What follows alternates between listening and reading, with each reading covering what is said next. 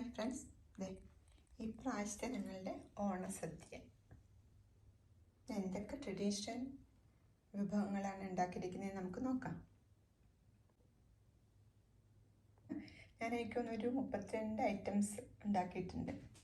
അങ്ങനെ ഉണ്ടാക്കിയ ഒരു അടിപൊളി ഓണസദ്യയായിരുന്നു ഇപ്രാവശ്യത്തെ ഓണസദ്യ. ഞാനിത് ഓരോ ഷോർട്സായിട്ടൊക്കെ ഇടുന്നുണ്ടായിരുന്നു. നിങ്ങൾ കണ്ടിട്ടുണ്ടോ എന്ന് അറിയത്തില്ല. നിങ്ങൾ കണ്ടിട്ടുണ്ടായിരുന്നെങ്കിൽ നിങ്ങൾക്ക് ഇതേപോലെ ഒരു അടിപൊളി ഓണസദ്യ ഈസി ആയിട്ട് ഉണ്ടാക്കാമായിരുന്നു. അപ്പം നെക്സ്റ്റ് ടൈം ഇതേപോലൊരു സദ്യ ഉണ്ടാക്കാൻ നോക്കാം. അത് സെർവ് ചെയ്യുന്നതും എന്തൊക്കെയാണ് ആദ്യം സെർവ് ചെയ്യേണ്ടത്, പിന്നെ ഇല എങ്ങനെ ഇടുന്നത്, സദ്യ എങ്ങനെ എൻഡ് ചെയ്യുന്നതൊക്കെ നമുക്ക് ഇതിലൂടെ ഈ വീഡിയോയിലൂടെ കാണാം. ഇതിനകത്ത് ഉണ്ടാക്കിയിരിക്കുന്ന വിഭവങ്ങളൊക്കെ ഞാൻ പറഞ്ഞുതരാം, പിന്നെ ഓരോന്ന് എപ്പോഴേക്കാണ് സെർവ് ചെയ്യേണ്ടതെന്നും ഒക്കെ. അപ്പം നമുക്ക് ഇതെങ്ങനെയാണ് ചെയ്യുന്നതെന്ന് നോക്കാം. അപ്പം നമുക്കത് സെർവ് ചെയ്യുന്ന എങ്ങനെയാണെന്ന് നോക്കാം. സെർവ് ചെയ്യുന്നതിന് മുമ്പ് ഇല ഇട്ടിട്ട് ഇതുണ്ട്, ഈ വെട്ട് വരുന്ന പാർട്ട് നമ്മുടെ കഴിക്കുന്ന സൈഡിൽ വരണം. ഓക്കെ, അപ്പോൾ ഇല ഇടുമ്പോൾ എപ്പോഴും ശ്രദ്ധിക്കേണ്ടത് ഇതില്ലേ, ഇലയുടെ വെട്ട് വരുന്നത് റൈറ്റ് സൈഡിൽ, അത് റൈറ്റ് സൈഡിൽ വരണം. എന്നിട്ട് ആദ്യം നമുക്ക് കുറച്ച് ഉപ്പേരി, ചക്രവരട്ടി, പിന്നെ കളിയടയ്ക്ക ഉണ്ട്. ഓക്കെ, കളിയടയ്ക്ക, പിന്നെ പപ്പടം, ഓക്കെ, പിന്നെ പഴം, കണ്ട ഉപ്പേരി, ചക്രവരട്ടി, പിന്നെ കളിയടയ്ക്ക, പപ്പടം, പഴമൊക്കെ വെച്ചു. നെക്സ്റ്റ് കുടിക്കാനുള്ള വെള്ളമുണ്ട്. പിന്നെ ഈ സൈഡിൽ നിന്ന് പിക്കിളുകളൊക്കെ. ഓക്കെ, കുറച്ച് പുളിയിഞ്ചി, വടുകപ്പുളി നാരങ്ങ, വടുകപ്പുളി നാരങ്ങ കേട്ടോ. ഞാൻ പറയുന്നത് എപ്പോഴും ഞാൻ പറയാറില്ല, ഞങ്ങൾക്ക് ഇവിടെ വടുകപ്പുളി നാരങ്ങ കിട്ടാറില്ല. അതുകൊണ്ട് ഞാൻ ബിഗ് ലെമൺ, ഓക്കെ, വലിയ ലെമൺ കിട്ടും, അത് വെച്ചിട്ട് ഉണ്ടാക്കി അച്ചാർ കേട്ടോ. പക്ഷേ സെയിം വേയിലാണ് വടുകപ്പുളി നാരങ്ങയുടെ സെയിം വേയിലാണ് ഉണ്ടാക്കിയിരിക്കുന്നത്. നല്ല ടേസ്റ്റാണ് ഇതിന്. കുറച്ച് ഇഞ്ചിപ്പുളി, കടുമാങ്ങ, ഓക്കെ. അപ്പം പിക്കിളുകളെല്ലാം അവിടെ വിളമ്പി. ഇനി ഈ സൈഡിൽ നിന്നാണ് നമ്മൾ പച്ചടി കിച്ചടിയൊക്കെ വിളമ്പേണ്ടത്. ഓക്കെ, ഏത്തപ്പഴ പച്ചടി കേട്ടോ, ഈ സൈഡിൽ വിളമ്പി കൊടുക്കാം. ഇഞ്ചി കിച്ചടി, പൈനാപ്പിൾ പച്ചടി, മാങ്ങ കിച്ചടി. ഈ പ്രാവശ്യത്തെ മാങ്ങ കിച്ചടി ഞാൻ നീളത്തിലരിഞ്ഞ് ഉണ്ടാക്കിയതാണ്. ഒരു റെസിപ്പി ഇട്ടിട്ടുണ്ട്, ക്യാരറ്റ് മാംഗോ കിച്ചടി എന്ന് പറഞ്ഞിട്ട്. അത് ഇതിൽ പക്ഷേ മാങ്ങ തന്നെ, പക്ഷെ നീളത്തിലരിഞ്ഞ് ഉണ്ടാക്കിയത് കേട്ടോ. ഒരു പച്ചടിയും കൂടെ ഉണ്ട്, ഇത് പപ്പായ പച്ചടി കേട്ടോ. അപ്പോൾ കിച്ചടി പച്ചടിയൊക്കെ അവിടെ വിളമ്പി. നെക്സ്റ്റ് അവിയൽ തോരനായിട്ട് നോക്കാം. ശരിക്കും ഉഴുന്നൊക്കെ കടുക് വറുത്ത്, പിന്നെ അത് കുറച്ച് ഒരിത്തിരി ഇഞ്ചി ചേർത്ത് ഇപ്രാവശ്യം കേട്ടോ. നല്ല ടേസ്റ്റ് ഉണ്ടായിരുന്നു. നമുക്ക് കണ്ടോ, ഡ്രൈ ആയിട്ട് ഞാൻ ഉണ്ടാക്കുന്ന ക്യാബേജ് തോരൻ ഇരിക്കുന്ന. നെക്സ്റ്റ് നമുക്കത് സ്റ്റൂ. ഇതിൻ്റെ റെസിപ്പി ഞാൻ ഇട്ടിട്ടുള്ള കേട്ടോ.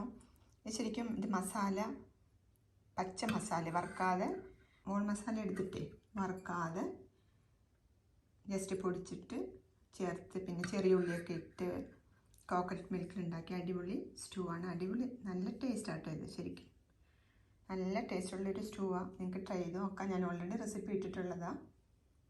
നെക്സ്റ്റ് കൂട്ടുകറി കേട്ടോ. കൂട്ടുകറി ആണെങ്കിൽ ഇതുപോലെ തേങ്ങ കൊത്തൊക്കെ ഇട്ടുണ്ടാക്കിയ കുറച്ച് മധുരവും എരിവും ഒക്കെയുള്ള ഒരു അടിപൊളി റെസിപ്പിയാണ്. ഇവിടെ ഞാൻ കുറച്ച് കാളൻ കേട്ടോ, കാളൻ, ഇത് കുറുക്ക് കാളനാണ് കേട്ടോ. പിന്നെ കുറച്ച് ഓലൻ,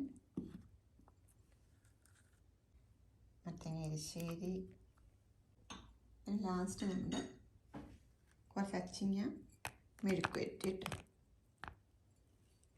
എല്ലായി ചിലരിങ്ങനെ ഉപ്പ് സൈഡിൽ കൊടുക്കും കേട്ടോ. നെക്സ്റ്റ് കുത്തരിച്ചോറ്, അത് പരിപ്പ് കേട്ടോ.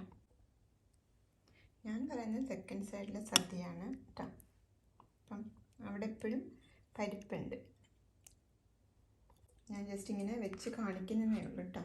പരിപ്പ് ശരിക്കും ഈ പരിപ്പിനകത്ത് നമ്മൾ ഇങ്ങനെ നെയ്യ് ഒഴിച്ചു കൊടുക്കട്ടെ. നെയ്യ് ഒഴിച്ച് പപ്പടം കൂട്ടിയാണ്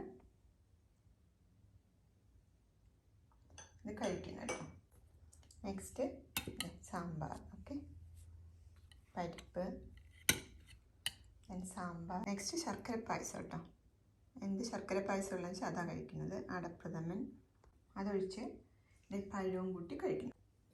പിന്നെ അതെ കടല പായസം. ഈ പ്രാവശ്യം ഞാൻ 4 പായസം വെച്ചപ്പം 2 ശർക്കര പായസം ഉണ്ട് കേട്ടോ. ഇത് കടലപ്പരിപ്പ് പായസം, അടയും കടലപ്പരിപ്പ്. നെക്സ്റ്റ് പായസം വെർമിസലി, പാലിൻ്റെ പായസം കേട്ടോ. അപ്പോൾ അത് കഴിക്കുമ്പോൾ നമ്മൾ ബോളി ഞാൻ എടുത്ത് വെച്ചിരിക്കും, ബോളിയും കൂട്ടി ഇത് കഴിക്കും.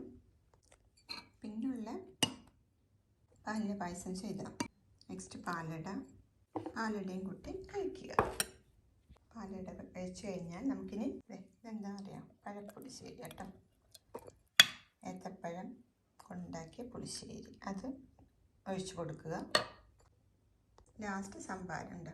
അതിനകത്ത് ഞാൻ ഇഞ്ചി, ചെറിയ ഉള്ളി, പച്ചമുളകൊക്കെ ചതച്ചിട്ട്, കറിയിലേക്കൊക്കെ ചതച്ചിട്ട് അടിപൊളി സംഭാരമാണ്. അതോടെ കഴിച്ചാൽ നമുക്ക് സദ്യ എൻഡ് ചെയ്യാം. സംഭാരം കഴിച്ചാൽ നമ്മൾ സദ്യ എൻഡ് ചെയ്യുന്നത് കേട്ടോ. ശരിക്കും പറഞ്ഞാൽ നിങ്ങൾക്ക് ഇതുപോലെ ഒരു അടിപൊളി സദ്യ ഉണ്ടാക്കാം. എൻ്റെ കൂടെ വരുവാണെങ്കിൽ നിങ്ങൾക്കും ഇതേപോലൊരു അടിപൊളി സദ്യ ഉണ്ടാക്കാം. ഇപ്രാവശ്യം ഞാനിങ്ങനെ ഷോർട്സിലൂടെ ഓരോ ദിവസം ഓരോ അത്തം തൊട്ട് ഓരോ ദിവസം ഓരോ കറികൾ ഉണ്ടാക്കി. പിക്കിളൊക്കെ നമുക്ക് നേരത്തെ ഉണ്ടാക്കി വെക്കാൻ പറ്റും കേട്ടോ. അങ്ങനെ പിക്കിളൊക്കെ ഓരോ ദിവസം ഉണ്ടാക്കി. പിന്നെ ഇത് വറുത്ത് വെക്കുന്നത്, ബോളി, കുറേ സാധനങ്ങളൊക്കെ നേരത്തെ ഉണ്ടാക്കി വെക്കാം. എന്നിട്ട് താടത്തിൻ്റെ അന്നൊക്കെ ഇതുപോലെ വെജിറ്റബിളൊക്കെ കട്ട് ചെയ്തെല്ലാം ക്ലീൻ ചെയ്ത് വെച്ചാൽ തിരുവോണത്തിൻ്റെ അന്നത് അടിപൊളിയായിട്ടുള്ള ഇങ്ങനത്തെ കറികളൊക്കെ ഉണ്ടാക്കാം. അപ്പോൾ നിങ്ങൾ എൻ്റെ ഷോർട്സ് കണ്ടിരുന്നെങ്കിൽ നിങ്ങൾക്ക് ഇതേപോലൊരു സദ്യ ഉണ്ടാക്കാമായിരുന്നു കേട്ടോ. അപ്പം അതെ എൻ്റെ കൂടെ വന്നിരുന്നെങ്കിൽ നിങ്ങൾക്ക് ഇതേപോലൊരു അടിപൊളി സദ്യ ഉണ്ടാക്കാമായിരുന്നു. ഓക്കെ, അപ്പം നെക്സ്റ്റ് ടൈം എല്ലാവരും ഇതേപോലൊരു സദ്യ ഉണ്ടാക്കാൻ നോക്കുക. അപ്പോൾ എല്ലാവർക്കും ഹാപ്പി ഓണം.